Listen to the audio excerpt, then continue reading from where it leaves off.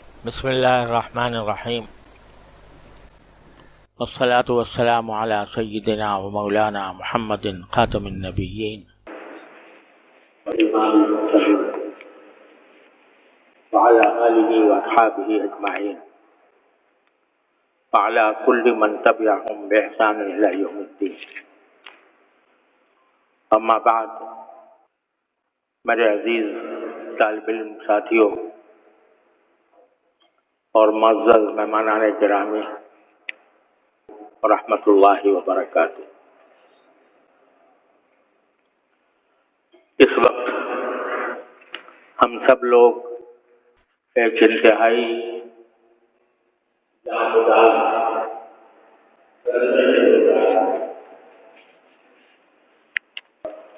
یہ الفاظ زبان پر لاتے ہوئے بھی دل کٹ رہا ہے کہ ہمارے دارالعلوم کے گرامی میرے بہت ہی محسن اور مشفق بھائی، جن کے ساتھ میرا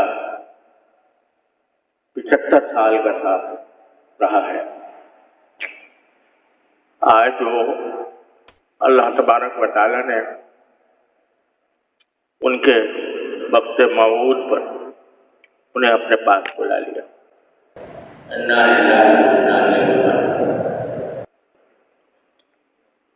اس صدمے کے اظہار کے لیے میرے پاس کوئی ذخیرہ نہیں ہے. ہم سب کے لیے ایک بہت بڑا صدمہ ہے، ایک عظیم سایہ ہمارے سر سے اٹھا ہے.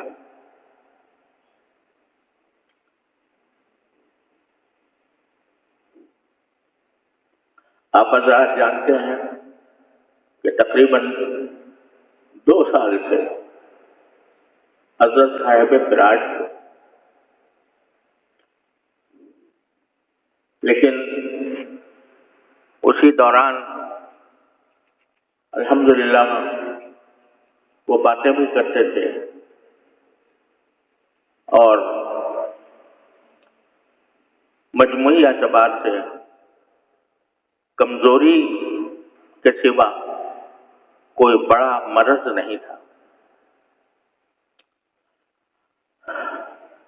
اگر بیچ میں کچھ امراض پیش آئے، ایسی حالتیں بھی ہوئیں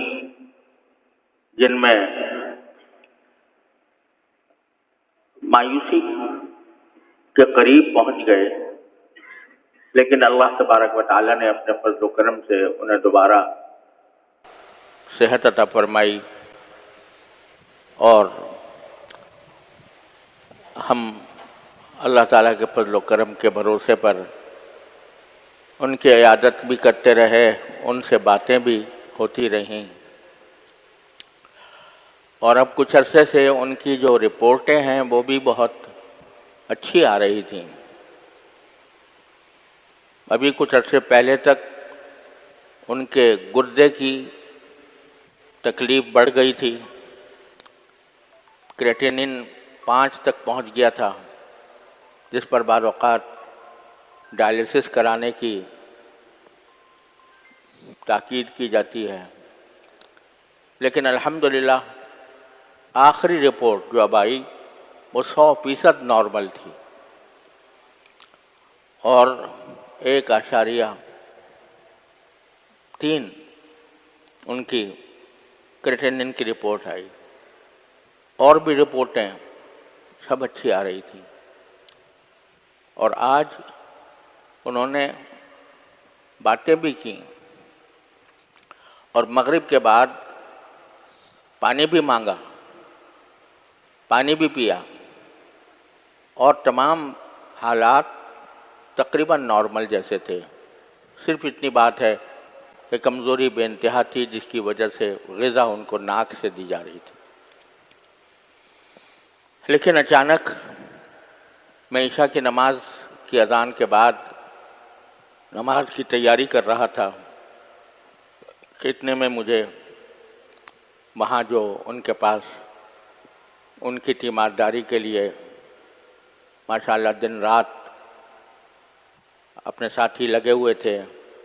ان کی طرف سے پیغام آیا کہ طبیعت بگڑ رہی ہے۔ جا کر میں نے دیکھا تو ان کے سانس کی رفتار، جسے سیچوریشن کہتے ہیں، وہ بہت گر گئی تھی۔ آکسیجن لگائی گئی، پوری آکسیجن لگائی گئی، لیکن وہ کسی طرح قابو میں نہیں آ رہی تھی۔ اور غالب گمان یہ ہے کہ صرف 1 منٹ کا فرق تھا کہ 1 منٹ کے اندر سانس کی رفتار 0 تک پہنچ گئی،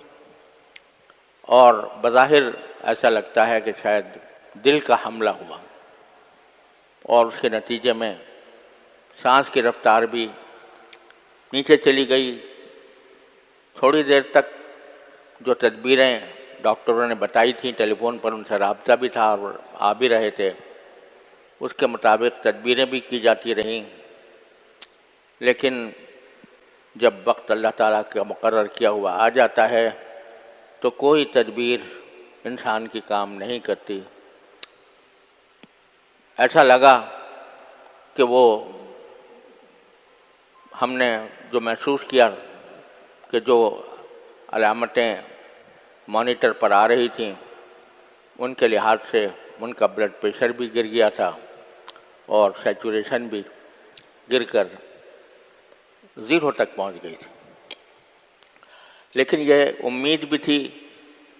اللہ تعالیٰ سے آس بھی لگائی ہوئی تھی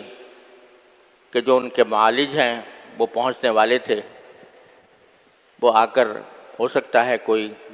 انہوں نے ٹیلی فون پر جو تدبیریں بتائی تھیں وہ بھی الحمدللہ کی گئیں، لیکن جب وہ آئے اور آ کر دیکھا تو انہوں نے ہمیں یہ خبر دی کہ اب اللہ تعالیٰ نے ان کو اپنے پاس بلایا۔ انا للہ و انا الیہ راجعون، انا للہ و انا الیہ راجعون، انا للہ و انا الیہ راجعون۔ ایک بندے کے پاس اس کے سوا کوئی راستہ نہیں ہے کہ اللہ جل جلالہ کے فیصلے پر راضی رہے۔ دل میں صدمے کے طوفان بھی ہو، رونا بھی آ رہا ہو، دل بھی بے چین ہو، لیکن لا نقول الا ما یرضی ربنا، جیسے کہ رسول کریم صبر دو عالم صلی اللہ علیہ وسلم نے ارشاد فرمایا، اللہ تعالیٰ کا فیصلہ ہے، برحق ہے، ہر ایک انسان کا ایک وقت مقرر ہے، کوئی اس سے خالی نہیں، اس سے کوئی 1 منٹ پہلے 1 منٹ پیچھے اس کو نہیں کیا جا سکتا۔ اگر کوئی دنیا کی بڑی سے بڑی قربانی کسی انسان کے سانسوں میں، اس کے دل کے دھڑکنوں میں اضافہ کر سکتی تو صحابہ کرام رضی اللہ تعالیٰ عنہم اجمعین رسول کریم صلی اللہ علیہ وسلم کے ایک سانس کے بدلے اپنی ہزاروں زندگیاں نچھاور کر دیتے۔ لیکن جب آپ کا وقت آ چکا تھا، اللہم الرفیق الاعلیٰ آپ نے فرمایا، تو دنیا سے رخصت ہو گئے، اور کوئی بڑی سے بڑی قربانی بھی اللہ تعالیٰ کے اس فیصلے کو روک نہیں سکی۔ آج ہمارے ساتھ، ہمارے لحاظ سے اس وقت ہمارے ماحول میں اپنے بزرگی کے اعتبار سے، اپنے علم کے اعتبار سے، اپنے فضل کے اعتبار سے، اپنے کارناموں کے اعتبار سے، اپنی خدمات کے اعتبار سے، اس وقت ان سے بڑی شخصیت مجھے کوئی اور نظر نہیں آتی۔ لیکن ہر بڑی شخصیت ایک وقت اس کو جانا ہوتا ہے۔ اللہ تعالیٰ نے الحمدللہ ان کو اس حالت میں اپنے پاس بلایا کہ ان کی الحمدللہ ان کے فیوض، ان کے شاگرد، ان کے علوم، ان کی کتابیں، ان کی تصانیف، ان کے فتاویٰ الحمدللہ ساری دنیا میں فیض پھیلا رہے ہیں۔ اس لیے جو ہرگز نمی داں کہ دل زندہ شد با عشق، جس کو دل عشق سے، عشق الہی سے معمور ہو، وہ مرتا نہیں ہے۔ اللہ تبارک و تعالیٰ اس کے فیوز کو باقی اور قائم و دائم رکھتے ہیں۔ ہم سب کے لیے اس وقت صدمہ بہت بڑا ہے، لیکن اللہ تعالیٰ کے فیصلے پر راضی ہونا ہی ایک مومن کا نشان ہے۔ اس پر جب بھی صدمہ ہو تو انا للہ و انا الیہ راجعون کثرت سے پڑھنا چاہیے۔ اور میں آپ حضرات سے یہ درخواست کرتا ہوں، سب سے درخواست کرتا ہوں کہ جو وقت ہے اس کو زیادہ سے زیادہ ان کے ایصال ثواب کے لیے خرچ کریں۔ قرآن کریم کی تلاوت کر کے، نفلیں پڑھ کر، ذکر کر کے، تسبیحات کر کے، جس طرح بھی ہو ان کی روح پرفتوح کو ثواب پہنچانے کی کوشش کریں۔ ایک مسئلہ آپ حضرات کے پاس آنے میں جو دیر لگی، اس کی پہلی وجہ تو یہ تھی کہ ابھی ہمیں یقین کرنا تھا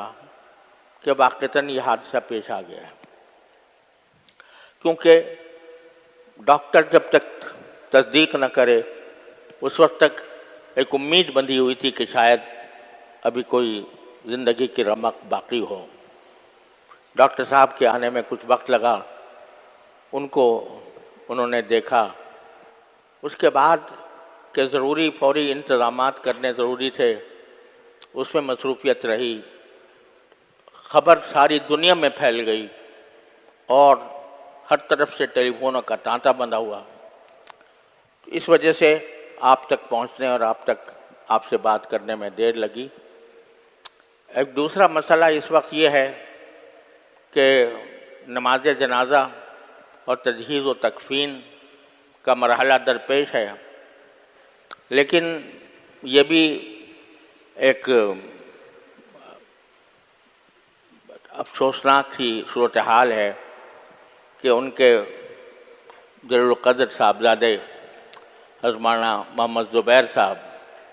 اللہ تعالیٰ ان کے عمر میں، علم میں، عمل میں برکت عطا فرمائے، وہ اس وقت سفر پر ہیں، اور نماز جنازہ کا وقت کا تعین اس بات پر موقوف ہے کہ ان کی واپسی کے لیے جو سیٹیں بک کرائی جا رہی ہیں ان کا صحیح پتہ چل جائے۔ ان کا صحیح پتہ چلنے کے بعد ہم یہ فیصلہ کر سکیں گے کہ نماز جنازہ کس وقت کی جائے۔ ظاہر ہے کہ حضرت رحمۃ اللہ علیہ کہ وہ ولی اقرب ہیں، اور انہی سے اجازت لے کر اور انہی کے مشورے پر ہمیں عمل کرنا ہے۔ اس لیے ابھی اس کا انتظار ہے کہ ان کی کون سے پربات سے ان کی سیٹ ہوتی ہے۔ جب وہ صورتحال واضح ہو جائے گی تو انشاءاللہ ہم اعلان کریں گے کہ نماز جنازہ کب ہوگی، اور اس سے پہلے آج رات میں ہی امید ہے کہ انشاءاللہ صورتحال واضح ہو جائے گی تو ہم رات ہی میں بھی اعلان کرنے کی کوشش کریں گے، ورنہ زیادہ سے زیادہ صبح فجر میں اعلان ہو جائے گا۔ اس وقت تک آپ حضرات پرسکون رہیں اور اللہ تعالیٰ سے لو لگائیں، اللہ تبارک و تعالیٰ سے ان کی مغفرت کی، ان کے درجات کی بلندی کی دعائیں کریں، اور جتنا ہو سکے انہیں ایصال ثواب کرنے کی کوشش کریں۔ بس یہ چند کلمات تھے جو مجھے آپ حضرات سے اس وقت کہنے تھے۔ اللہ تبارک و تعالیٰ اپنے فضل و کرم سے ہمیں اس عظیم صدمے کو سہارنے کی توفیق عطا فرمائے، اور اللہ تعالیٰ ہمارے ملت پر، ہماری قوم پر، ہمارے ملک پر، ہمارے دارالعلوم پر جو صدمہ آیا ہے، اللہ تبارک و تعالیٰ اس کی ذمہ داریوں سے اپنی رضا کے مطابق عہدہ برا ہونے کی توفیق عطا فرمائے۔ وآخر دعوانا ان الحمدللہ